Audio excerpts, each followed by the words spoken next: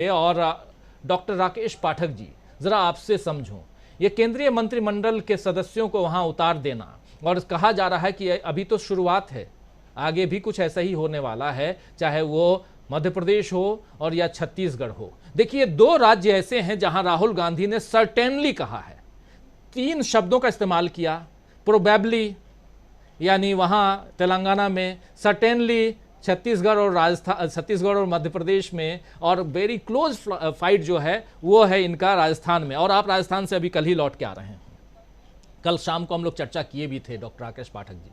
लेकिन ये सर्टेनली वाली जगह जो बात जो शब्द है इनका, राहुल गांधी का, ये इतना परेशान कर गया कि वहां अपने केंद्रीय मंत्रिमंडल के साथियों को वहां उतार दिए। और अगर ऐसा और भी होने जा रहा है, क्योंकि छत्तीसगढ़ में ऑलरेडी कर चुके हैं, मंत्रिमंडल के सदस्य नहीं लेकिन सांसद को तो उतार ही चुके हैं सीएम के सामने, सीएम भूपेश बघेल के सामने उनके भतीजे वो सांसद हैं। तो इसलिए समझना चाहता हूं आपसे कि इसका रिएक्शन क्या कुछ हो रहा है मध्य प्रदेश की जनता के बीच, वो ज्यादा जरूरी है समझना। और आपसे बेहतर कौन बताएगा कि मध्य प्रदेश की जनता कल से लेकर आज तक क्या कुछ सोच रही है। और दूसरी बात यहां और एक समझना चाहता हूं आपसे कि जिन लोगों के टिकट काटे गए हैं वो अब क्या कुछ कर रहे हैं। राजीव जी, कल जो सूची जारी हुई उसके बाद मध्य प्रदेश का जो परिदृश्य है उसको देखकर याद आता है दुष्यंत कुमार का लिखा हुआ, बाढ़ की संभावनाएं सामने हैं और नदियों के किनारे घर बने हैं। चीड़ वन में आंधियों की बात मत कर, इन दरख्तों के बहुत नाजुक तने हैं। जिस तरह चाहो हमको बजाओ, जिस तरह चाहो बजाओ इस सभा में। हम नहीं हैं आदमी, हम झुनझुने हैं। नरेंद्र मोदी के हाथ में चाहे केंद्रीय मंत्री हो चाहे मुख्यमंत्री हो, वे जिस तरह चाहे वैसे बजा सकते हैं, उन्हें झुनझुने की तरह इस्तेमाल किया जाता है। 7 लोग जो सांसद हैं, जिनमें से 3 केंद्र में मंत्री हैं, उन्हें विधानसभा के मैदान में उतारकर, चुनावी मैदान में उतारकर, पहला संदेश तो बीजेपी ने, मोदी शाह एसोसिएट नाम की कंपनी ने यह दे दिया है कि वो पार्टी मध्य प्रदेश को लेकर सबसे ज्यादा चिंतित है। मुझे लगता है कल जो भूकंप का एपी सेंटर था वो भोपाल था, न वो जयपुर था, न हैदराबाद और न रायपुर। ये इस बात का भी प्रतीक है कि उनको ये समझ में आ चुका है कि अकेले शिवराज सिंह चौहान या अकेले ब्रांड नरेंद्र मोदी के नाम पर अब मध्य प्रदेश में चुनावी वैतरणी पार नहीं की जा सकती। इसके क्या प्रभाव होंगे? जो सांसद या मंत्री अब चुनाव में उतरे हैं, मान लीजिए उसमें से कुछ लोग जीत गए और कुछ हार गए, तो उनका भविष्य क्या होगा? नरेंद्र सिंह तोमर 2003 में उमा भारती की सरकार में मंत्री थे। 20 साल पहले वे प्रदेश में मंत्री थे। बहुत लंबा सफर तय करके वे नरेंद्र मोदी जैसे युग पुरुष की सरकार में 2-2 बार मंत्री हैं, पहले भी थे और इस बार भी हैं। क्या वे मध्य प्रदेश में किसी और के मुख्यमंत्रित्व में मंत्री बनना पसंद करेंगे? फग्गन सिंह कुलस्ते निरंतर सांसद हैं, न जाने कब, उसमें तो शायद विधानसभा चुनाव लड़े भी नहीं। कैलाश विजयवर्गीय न विधायक है न सांसद हैं, न उन पर कोई पद है, वे राष्ट्रीय महासचिव हैं। प्रहलाद पटेल केंद्र में मंत्री हैं। इन सब के बारे में हम लोग कल से चर्चा कर चुके हैं। तो पहला संदेश इस सूची से यह दिया गया है कि शिवराज सिंह चौहान के अलावा भी हमारे पास 4-5 लोग हैं जो मुख्यमंत्री के लायक हो सकते हैं।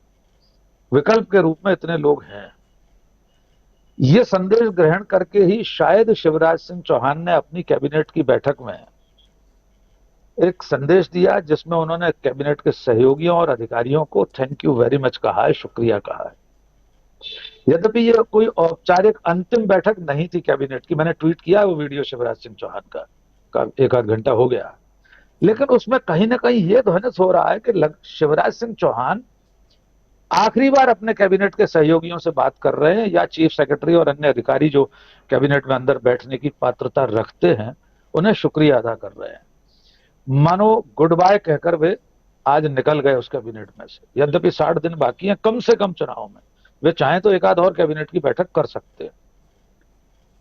इस सारे घटनाक्रम से एक बात तो यह समझ में आ रही है कि पार्टी का जो निष्ठावान कार्यकर्ता है, जो इन सीटों पर दावेदारी कर रहा होगा इतने दिनों से, जो मेहनत मशक्कत कर रहा होगा वो कितना निराश होगा, इसका अनुमान हम नहीं लगा पा रहे। जी। दूसरी बात, बीजेपी लगातार ये दावा करती रहती है कि हम तो नई पीढ़ी के लोगों को अवसर देते हैं, पीढ़ियों का अंतरण हमारे यहाँ हो जाता है, बहुत आसानी से हो जाता है, और ये अब तक सचमुच होता आया था। सुंदरलाल पटवा, कैलाश जोशी, वीरेंद्र कुमार सकलेचा के बाद की पीढ़ी के लोग बड़ी आसानी से मुख्य धारा में आ गए थे। लेकिन अगर आप 2023 के चुनाव में 67 साल के कैलाश विजयवर्गीय को विधानसभा चुनाव लड़ा रहे हैं, उनका बेटा 2018 से विधायक था, 61 साल के राकेश सिंह जबलपुर से प्रदेश बीजेपी अध्यक्ष रह चुके हैं, 64-65 साल के नरेंद्र सिंह तोमर, फग्गन सिंह कुलस्ते, सारे लोग 60+ हैं। तो बीजेपी का वो दावा भी धूल धूसरित हो जाता है कि जिसमें नई पीढ़ी को पीढ़ियों का अंतरण करने की बात कही जाती थी। शिवराज सिंह चौहान को लेकर जो इस तरह से कुहासा कल से पैदा किया गया है, 2 सूचियों के बावजूद उनका खुद का नाम अब तक घोषित नहीं हुआ है। हाँ, एक मजेदार बात और एक वैसे ही कौतूहल के लिए है, लगता है किसी पंडे पुजारी ने, किसी ज्योतिषी ने कोई मंत्र बताया है, कोई टोटका बताया है, इसलिए भारतीय जनता पार्टी 39 का आंकड़ा लेकर चल रही है। पहली सूची भी 39 की, दूसरी भी 39 की, और राजीव जी आज कल रात को 8 बजे सूची जारी हुई थी, उसके बाद एक कैंडिडेट का नाम आज घोषित किया है। क्या कल रात को 9 बजे के बाद सेंट्रल पार्लियामेंट्री बोर्ड की कोई बैठक हुई होगी? क्या ये एक नाम जो आज जारी हुआ है मोनिका भट्टी का, जो कांग्रेस से आई है तो कुछ दिन पहले, क्या उनका नाम 40 में नहीं हो सकता, 39 के साथ एक और हो जाता? ये कोई टोटका है? ये सिर्फ एक हास प्रयास के लिए मैं आपसे साझा कर रहा हूं। कुल मिलाकर कल की सूची बीजेपी की हताशा, निराशा और चिंता को रेखांकित करने वाली है, क्योंकि नरेंद्र मोदी की चिंता शिवराज सिंह चौहान नहीं है, नरेंद्र मोदी की चिंता मध्य प्रदेश की सरकार भी नहीं है, नरेंद्र मोदी की चिंता ब्रांड मोदी की साख को बचाए रखने की है। इसलिए वे मध्य प्रदेश में किसी भी सूरत पर जीतना चाहते हैं, लेकिन शिवराज सिंह चौहान को मुख्यमंत्री नहीं बनाएंगे। कल उन्होंने 45 बार राम नाम की तरह कांग्रेस का जाप किया, लेकिन शिवराज सिंह चौहान का नाम नहीं लिया। शिवराज की सबसे लाडली योजना, लाडली बहना योजना का नाम नहीं लिया। तो कुल मिलाकर शिवराज सिंह चौहान को मार्गदर्शक मंडल में भेजने का पहला पायदान है ये कल की सूची। एक अंतिम बात, अभी इस पहले चरण में अभी भी नरेंद्र मोदी के झोले में है कोई ना कोई एक आध कबूतर और बाकी है जिसे उड़ाया जा सकता है आसमान में। वो हो सकता है गुजरात की तरह एन चुनाव से पहले मुख्यमंत्री को बदलने का काम।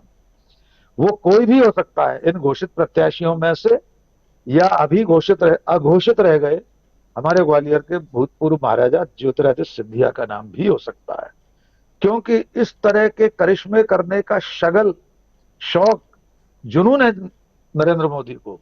वे कुछ भी कर सकते हैं। उत्तराखंड में उन्होंने कितने मुख्यमंत्री बदले, अब अगर आज उनसे पूछा जाए तो वे खुद नहीं बता पाएंगे। खुद गुजरात में आप गुजरात के याद मुख्यमंत्री, कीजिए, गुजरात में मैं पूरी गुजरात में कैबिनेट मैं बदल दी उसी पर आ मुख्यमंत्री रहा था। सहित।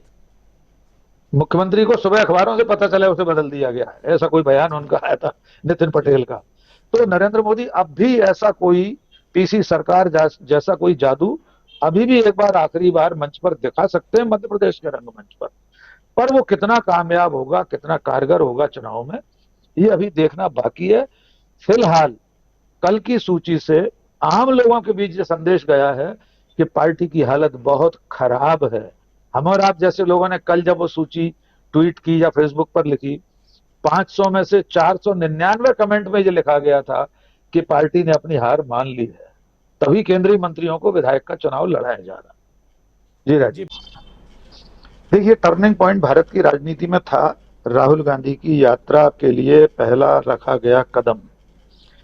जिस दिन राहुल गांधी चले कन्याकुमारी से, उस पहले दिन से भारतीय जनता पार्टी ने उस यात्रा को भी बदनाम करने की कोशिश की। पहले ही दिन स्मृति ईरानी ने आरोप लगाया कि राहुल गांधी विवेकानंद को प्रणाम करने नहीं गए थे। 2 मिनट बाद वो वीडियो आ गया सामने। पूरी यात्रा में उनकी टी शर्ट, उनके जूते, तमाम तरीके की चीजें, वो किससे मिल रहे हैं, किससे बात कर रहे हैं। लेकिन राहुल गांधी चरे वे तरम का संकल्प लेकर कश्मीर गए। उसके बाद से ही लगातार नरेंद्र मोदी और उनकी पार्टी राहुल गांधी से खतरा महसूस करने लगे हैं। उन्हें लगने लगा है कि अगर ये विकल्प खड़ा हो जाता हमारे सामने, अभी तक तो लोग ये कहते थे सामान्य मध्यम वर्गीय जो खाया घाया समुदाय और समाज है हमारे देश का, वो कहता था नरेंद्र मोदी नहीं तो कौन।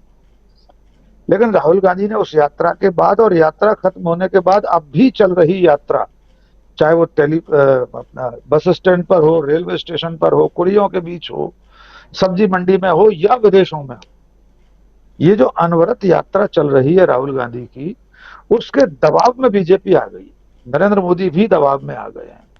उनकी जो अपराजेय छवि थी उस पर डेंट भी लग रहा है। वो डेंट लगा कर्नाटक के परिणाम से, हिमाचल प्रदेश के परिणाम से, और अभी जो उपचुनाव हुए थे जिसमें घोसी में इंडिया गठबंधन का प्रत्याशी चुनाव जीता है। कुल मिलाकर इसका जो समग्र प्रभाव है उसका केंद्र बिंदु तो राहुल गांधी ही है, कोई कुछ भी कहे। वे कांग्रेस में इस वक्त पदाधिकारी भी नहीं है, वे तो चवन्नी मेंबर है राहुल गांधी इस वक्त कांग्रेस के राष्ट्रीय अध्यक्ष मल्लिकार्जुन खड़गे हैं।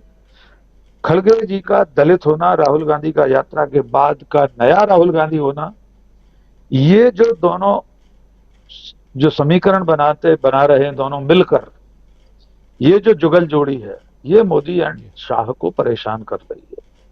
और नवंबर में होने वाले 5 राज्यों के चुनाव, जिनमें से 3 राज्य उनके लिए जीवन मरण का प्रश्न है, यहां पर संभावित हार या पिछड़ते हुए खुद को देखकर वे एकदम देशी भाषा में कहा जाए तो बहरा गए हैं बुरी तरह से। उनको सूझ नहीं रहा क्या किया जाए।